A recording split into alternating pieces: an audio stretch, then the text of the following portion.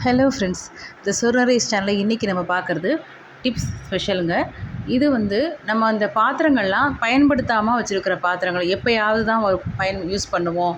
அப்படிங்கிறம்போது நம்ம அதை அப்படியே நீங்கள் ஒரு வேறு ஒரு பாக்ஸ்லேயோ இல்லை ஒரு பெரிய அண்டா மாதிரி இருக்கிறதுலையோ நீங்கள் ஸ்டோர் பண்ணி வைக்கிறீங்க அப்படின்னாக்க ஒன்றோட ஒன்று நீங்கள் அப்படியே வைக்கும்போது ஒன்று அந்த விளிம்பெல்லாம் வீரல் விட்டுருதுங்க. சின்ன சின்ன பாக்ஸாக இருக்கட்டும், புது பாத்திரம் யூஸ் பண்ணாது கூட அந்த மாதிரி ஆயிடுது. இப்போது அதுக்கு பதிலாக நீங்கள் இந்த மாதிரி நியூஸ் பேப்பர் சுற்றி வச்சு பாருங்கள்.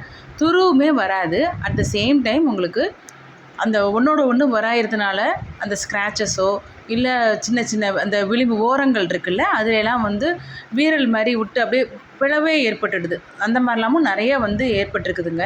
இப்போ எங்கள் வீட்லேயும் நான் அந்த மாதிரி பாத்திரம்லாம் ஸ்டோர் பண்ணி வைக்கும்போது, இப்போ இந்த மாதிரி தாம்பாளம்லாம் நம்ம ஏதாவது ஒரு ஃபங்க்ஷன் டைமில் தான் எடுப்போம். மீதி நேரத்துலலாம் நம்ம யூஸ் பண்ண மாட்டோம்ல. அப்போ அந்த மாதிரி இருக்கும்போது நீங்கள் ஸ்டோர் பண்ணி வைக்கிறதுக்கு இந்த மாதிரி நல்லா அழகாக பேப்பர் போட்டு பார்சல் பண்ணிட்டீங்கன்னாக்க அது உங்களுக்கு ரொம்ப நல்லாயிருக்குங்க. நீங்கள் செஞ்சு பாருங்கள். செகண்ட் டிப் பார்த்தீங்கன்னா, இட்லிக்கு மாவு அரைக்கும் போது அந்த உளுந்து நல்லா உங்களுக்கு சவுண்டோட கடகடன்னு நல்லா ஓடணுங்க. அதே மாதிரி பார்த்தீங்கன்னா, இந்த பாருங்கள், நம்ம தண்ணியில் விட்டு காமிக்கிறேன் பாருங்கள். விட்டோம்னா அது தண்ணியில் அப்படியே ஈஸியாக கரைஞ்சி போகக்கூடாது. அந்த அளவுக்கு உங்களுக்கு நல்லா பால் ஷேப்பில் அது அப்படியே நிற்கிது, மிதக்குது பாருங்கள். இந்த மாதிரி நீங்கள் அரைச்சிங்கன்னா தான் இட்லி ரொம்ப சாஃப்டாக இருக்கும். நீங்கள் ஒரு முறை ட்ரை பண்ணி பாருங்கள். பிடிச்சிருந்தா நம்ம சேனலை சப்ஸ்கிரைப் பண்ணிக்கோங்க. இன்னொன்று, இப்போ பலாப்பழ சீசன். இந்த மாதிரி நேரத்தில் நம்ம பலா கொட்டையுமே நல்லா வீட்டில் வாங்கி செஞ்சு சமைப்போம் இல்லைங்களா? சாம்பாருக்கோ இல்லை பொரியலோ செய்வோம். அதுக்கு அந்த தோலை ஈஸியாக உரிக்கிறதுக்கு லைட்டாக வாணலில் இந்த மாதிரி போட்டு நீங்கள் வறுத்துட்டு அப்புறம் உரிச்சு பாருங்கள். ரொம்ப ஈஸியாக உரிக்க வரும்.